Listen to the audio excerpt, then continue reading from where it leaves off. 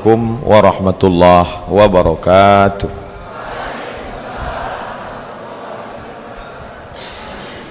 Dari bunyi sambutan salamnya nampaknya banyak sedang puasa sunat Rajab. Di undangan saya diundang pukul 8.30. Mohon maaf karena sudah saya sampaikan kemarin bahwa pagi saya ada tausiah nasihat pernikahan. Jadi tadi Pak Kua lambat datang, tak mungkin saya menikahkan mereka. Jadi saya datang. Jadi berefek kemana-mana. Karena dengan anak-anak muda ini kita mesti menunjukkan disiplin, dan saya memang selalu datang tepat waktu. Nah, jadi mesti Ustadz tuh pandai ngomong aja tuh. Ustadz itu biasanya tausiahnya 3 saja, 3H: akikah, walimah, takziah. Ceramah akikah tak boleh lama-lama, karena mata jamaah itu sudah tajam menengok gulai kambing. Tausiah walimah pun tak boleh lama-lama, karena mata mempelai laki-laki itu sudah tajam pula menengok mempelai perempuan. Dan takziah juga tak boleh lama-lama, karena jenazah mesti cepat dimakamkan. Jadi ketika saya diundang oleh mahasiswa-mahasiswi ilmu pemerintahan, itu kebahagiaan luar biasa buat saya sekaligus kehormatan. Padahal hari ini hari libur, banyak orang yang takut kehilangan kampung halaman balik kampung, tapi ternyata ramai. Cuman saya mohon maaf kepada bapak-bapak tak bisa menengok ibu-ibu karena ada jurang pemisah yang begitu tinggi, sedangkan saya bisa menengok. Cuman yang gadis-gadis di belakang pula. Nah, mereka pindah semua ke depan karena mau menengok Ustadz Abdul Somad yang gambarnya di depan. Lama saya menengok tadi macam keluar dari lubang golok, tiba muncul Ustaz.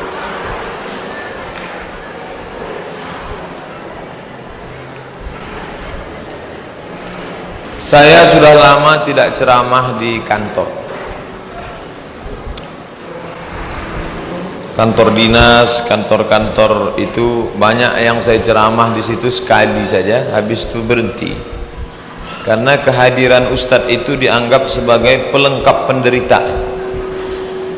Mereka sudah tertekan di kantor, ditekan atasan, kemudian di rumah ditekan istri, kemudian di jalan ditangkap polisi.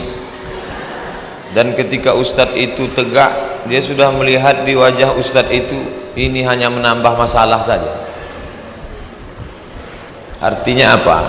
Pegawai-pegawai kita itu tidak menganggap agama ini sebagai way of life, sebagai jalan hidup, tapi agama hanya dianggap sebagai seremonial.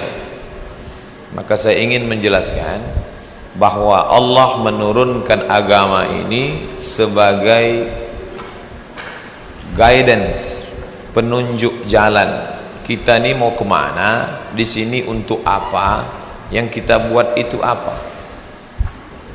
Ini negara kaya sekali, sangat kaya. Makanya tidak ada istilah negara miskin. Yang ada hanyalah negara yang gagal mengelola kekayaan. Itu yang ada.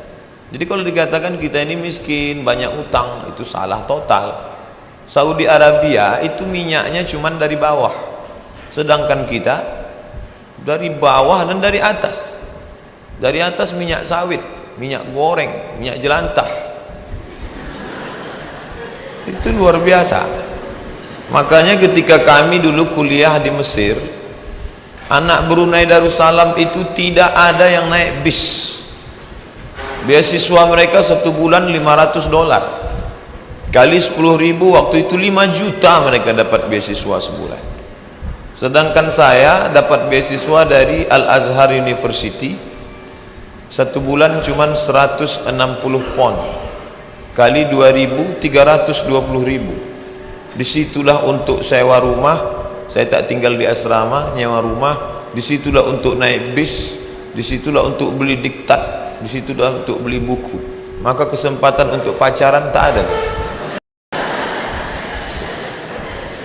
Jadi mahasiswa Brunei itu kalau mereka mau datang ke kampus naik taksi. Anak Indonesia itu naik bis. Bis Mesir itu tinggi-tinggi, tangan tergantung di atas, kaki tak sampai meja. Maka saya tinggi gantung. Nanti adik-adik kalau pergi libur umroh, pergilah umroh yang lewat Kairo, lihatlah bagaimana sulit susahnya dulu kami kuliah, yang sebenarnya negara itu sangat kaya dan kita jauh lebih kaya dari Brunei Darussalam. 1724, 1725 itu kerajaan kita Siak Sri Indrapura. Sebelum Siak ada kerajaan Melayu yang lebih tua, yaitu kerajaan Melayu Islam Riau yang sekarang menjadi 2 kabupaten, yaitu kerajaan Indragiri. Indragiri lebih tua daripada Siak. Dan kerajaan Melayu yang terakhir adalah kerajaan Riau Lingga. Itu kerajaan kaya-kaya luar biasa. Berapa lama kita punya kerajaan Islam ini? 222 tahun. Dari 1725 sampai akhirnya Sultan Syarif Qasim II menyerahkan kekuasaan kepada Presiden Soekarno di Yogyakarta 1946. Jadi kita sangat kaya sekali. Saya tidak ingin mengungkit-ungkit lalu Ustadz ini anti NKRI, enggak. Saya sangat cinta NKRI karena raja saya itu menyumbangkan 13 juta gulden untuk kemerdekaan bangsa ini. Tapi maunya bersikap adil lah. Jangan sama antara kita dengan Jawa dan Sulawesi dengan Papua. Tapi sebetulnya kalau lihat kasihan, itu lebih kasihan nengok Papua. Papua itu emasnya banyak, minyaknya banyak, tapi celana pun tak ada. Sedangkan kita ini lumayan. Tapi yang lebih enak itu Aceh. Aceh dengan kekuatan separatis GAM-nya, dia bisa ngancam. Kalau kalian tidak beri kami 2 otonomi, kami akan misahkan diri dari Indonesia. Otonomi daerah Aceh 2, izinkan kami menjalankan syariat Islam. Yang kedua, beri kami minyak. Maka Aceh mendapat minyak 40%, sedangkan kita hanya 15%. Itu pun banyak uang negara yang tidak bisa dikelola dengan baik, dikembalikan lagi ke pusat. Kita ini jauh lebih kaya dari Brunei Darussalam. Andai minyak kita itu untuk kita, itu tidak ada lagi, jangankan jalan berlubang, jalan aspal tak ada lagi di Riau. Keramik semua jalan, kepleset-pleset anak-anak Undri ini kuliah. Itulah hebatnya. Sekarang digambarkan dalam sebuah seminar, anak suku Sakai berjalan di atas pipa minyak yang besar. Ini gambar menceritakan bagaimana keadaan kita.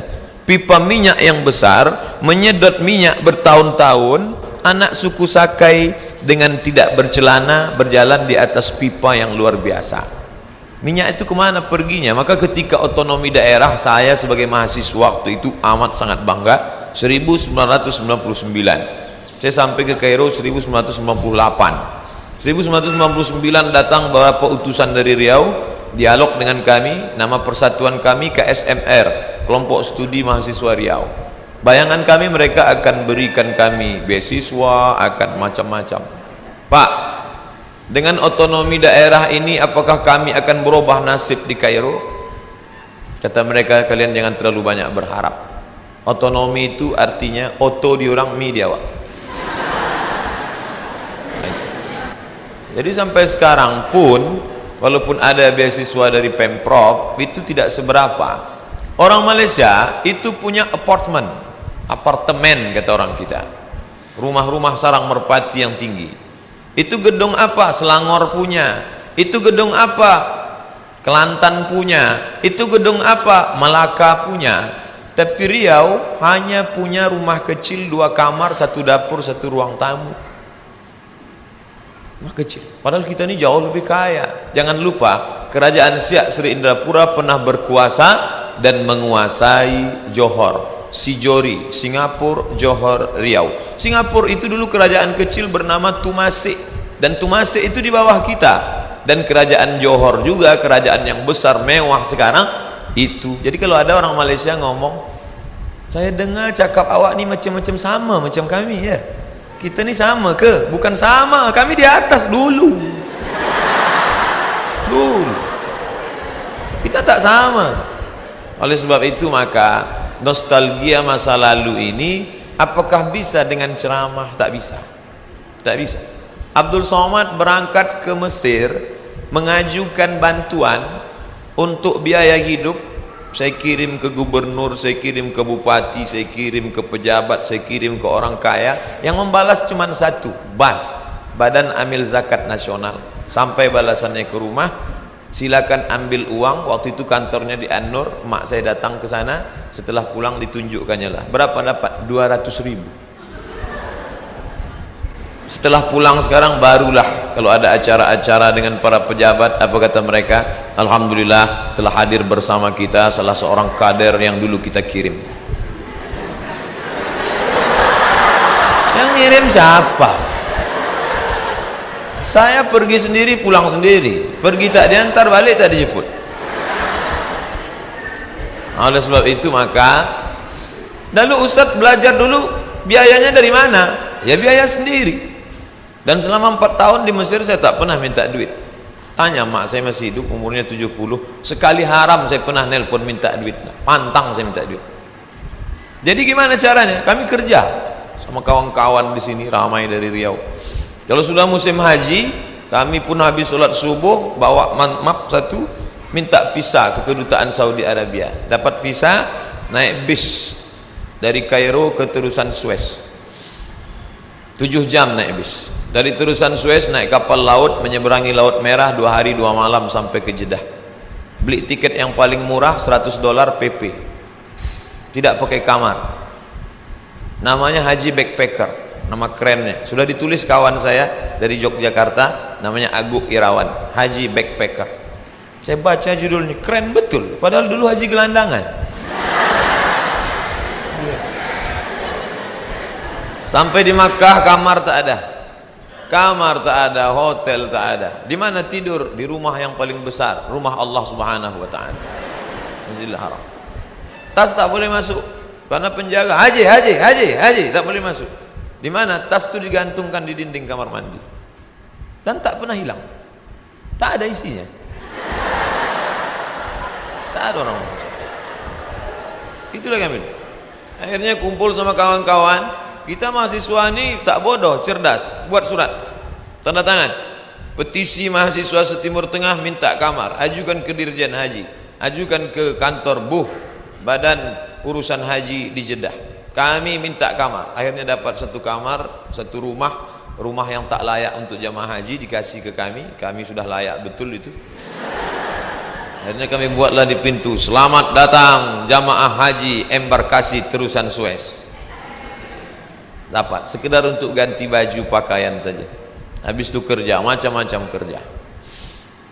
Suatu ketika dapatlah, alhamdulillah kawan-kawan itu sekarang semuanya jadi orang.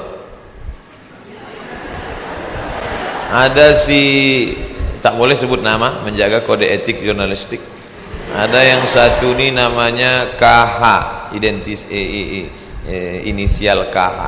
Itu sekarang menjadi pejabat tinggi di kantornya di depan Istiqlal. Masya Allah. Yang satu lagi menjadi ketua Basnas di salah satu kabupaten. Itu dulu sama-sama sama saya kerja, pontang-panting di negeri orang. Padahal kita kaya sekali. Tapi begitu keadaan harus kita hadapi. Namun minta kepada orang tua enggak. Kita harus berdikari, berdiri di atas kaki sendiri. Jangan berdiri di atas kaki orang. Itu minta gendong namanya. Kerjalah kami membagi makan jamaah haji, dibawa ke airport King Abdul Aziz Airport. Mat, kata dia tak panggil Ustadz, panggil Mat aja. Mat, kita dapat kerja nih. Di mana? Di airport. Mantap tuh airport. Berapa lama? Sampai jamaah haji habis baru kita pulang. Satu hari berapa? 50 rial. 50 rial kali 3.000 150. Berapa hari? 60 hari. Kaya mendadak kita nih. Iyalah, kerjanya apa? Ngasih nasi jamaah haji. Cuman ngasih nasi aja. Iya. Ngasih nasi 150. Oke. Begitu sampai barulah kami tengok, rupanya satu hari 10 kloter.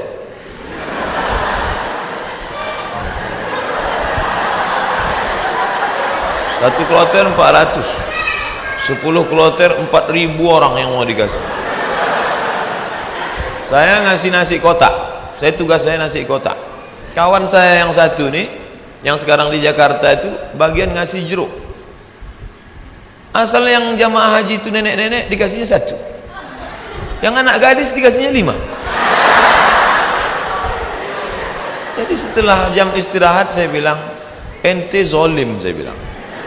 Ini yang kita kasih ini bukan jeruk kita, ini punya umat. Nanti di akhirat kita akan dituntut di padang mahsyar. Kok ente kasih buktu 1 yang itu 5? Nenek itu kita kasih jeruk 1, memang tak tekunyahnya lagi gitu. Ini anak gadis ini kita kasih. Jadi kalau cerita sama Ustadz itu ada saja dalilnya. Jadi saya kalah, dan dia sekarang alhamdulillah setiap saya pergi haji, pergi umroh kemarin di King Abdul Aziz itu saya foto. Habis itu saya kirim ke kawan-kawan dulu, ingatkah di kau wahai kawan, 20 tahun yang lalu kita di sini. 20 tahun yang lalu kita di sini bekerja, inilah setiap melihat kemah-kemah, setiap melihat atap ini terkenang kalian. Aku masih ingat kalian dulu yang membagi jeruk, nenek-nenek 1, anak gadis 5. Dibalasnya kiki. Kan dia masalah.